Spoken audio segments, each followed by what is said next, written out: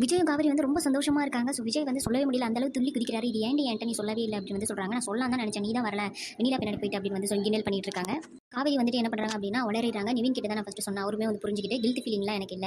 ரொம்ப சந்தோஷமா இருக்கு அப்படின்னு வந்து சொல்றாரு. ஸோ அதை சொன்ன உடனே வந்துட்டு விஜய் மூஞ்சியே பார்க்க முடியல. ஒரு மாறி மாறி போயிடுது. என்ன நீ உங்ககிட்ட ஃபர்ஸ்ட் சொல்லாம நிவின் கிட்ட சொல்லிட்டு உனக்கு பொசசிவா இருக்கு அப்படின்னு சொன்னவொடனே அதெல்லாம் ஒன்றும் இல்லையே அப்படின்னு சொல்லிட்டு வந்து சமாளிக்கிறாரு. பரவாயில்ல அவர் சப்போர்ட்டிவா இருந்தார்ல அதுவே என்ன போதும். நான் என் வாயால உங்ககிட்ட சொல்லணும் அப்படின்னு தான் வெயிட் பண்ணிட்டு இருந்தேன் அப்படின்னு வந்து காவேரி சொல்றாங்க. அதுக்குள்ள வந்து இந்த நர்ஸும் டாக்டர் வந்து சொல்லிட்டாங்க அப்படின்னு சொன்ன உடனே சரி நீ ஃபர்ஸ்ட் என்கிட்ட சொல்லி தான் எப்படி சொல்லியிருப்பா அதை சொல்லி காட்டு அப்படின்னு வந்து கேட்குறாங்க.